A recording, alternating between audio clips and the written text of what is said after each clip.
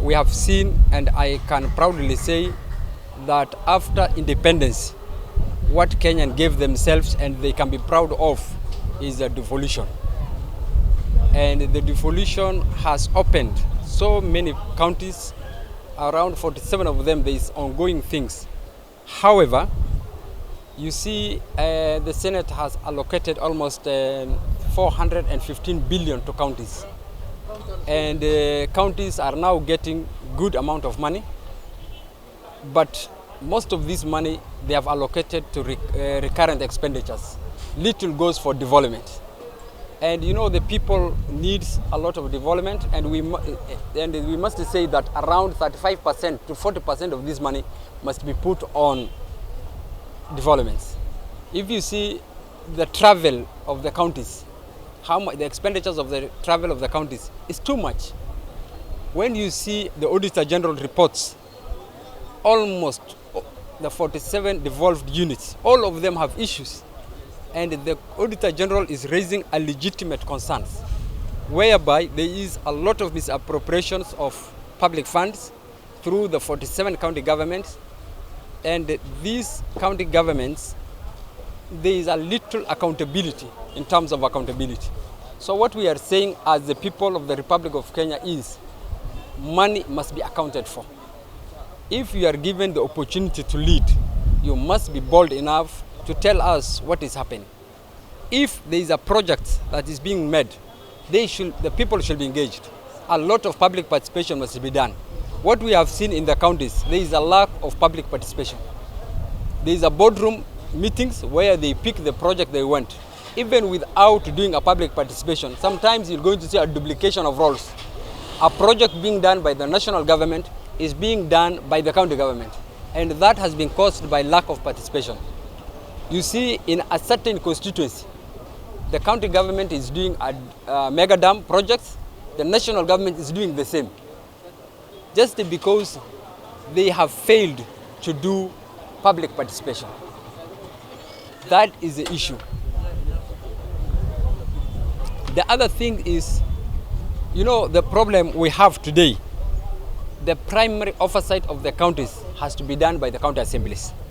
If you see almost the 47 counties, the speakers were people who were handpicked by the governors, campaigned for them, and those are people who have been put to those positions by the governors. So the entire county assemblies, except a few, are being held ransom. They cannot, do accountability. If you go to the county websites, now except a few, maybe 5 to 10 counties out of the 47 are doing a proper oversight. All others seems to be the hostage of the governors. There is this theory called the carrot and the stick theory. If you don't side with me, I will not give you projects. If you are with me, you get the projects. That is how MCS are being manipulated around. And those are the guys who could do oversight primarily. So the problem we have seen, it is the county assemblies don't know their role. And they cannot hold the governors accountable. That is number one. Number two is the Auditor General report. The Auditor General do his report. When he does his report, these reports comes to the Senate committees. The Senate committees, especially the pick and the pack. However, those committees can give only recommendations. That recommendation will go to Anti-Corruption Commission, which will further now proceed to this. The entire process seems to be so rigid, and there is a little accountability, whether it's a national government or the county government, both sides of the government, both arms of the government. But what we need to see is a very vibrant and accountable county assemblies. The county assemblies have the right or the power. The committees of the county assemblies have the power like high courts.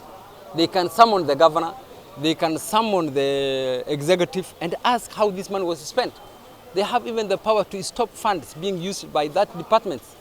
However, what we have seen is the county assemblies throughout the nation, throughout the country, that are in bed with the governors.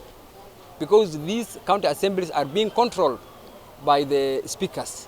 And the speakers are appointees This, though we say they have been elected by the county assembly, that money being used to campaign for the speaker when he's coming in is being paid by the governor.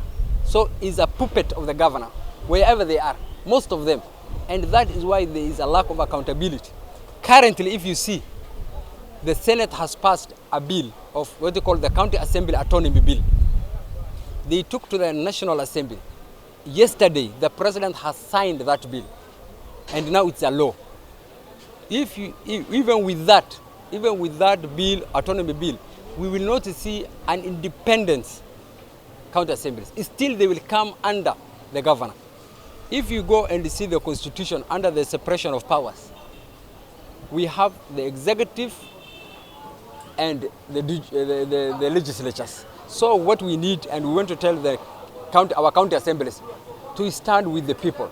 If you see across all the counties, there is bending bills, ballooning to billions, and there is nothing ongoing. Nobody is paying. If you go to Nairobi, if you go to Wajir, you go to Homa Bay, Isiolo, our neighbors here, Garissa and Mandera, Kirinyaga, everywhere there is bending bills.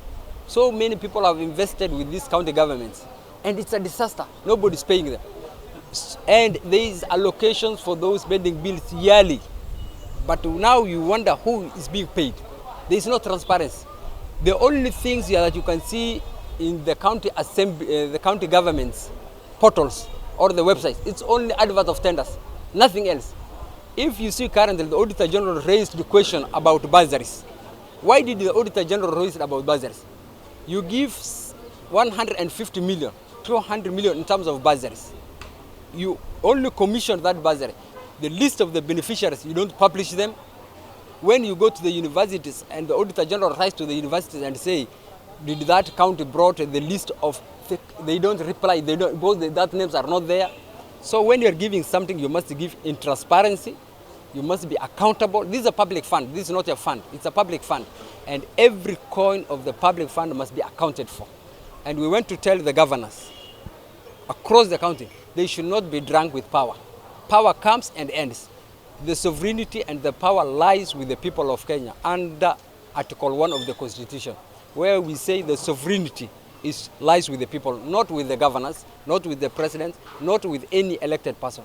So they must be accountable to the people of the Republic of Kenya. Thank you.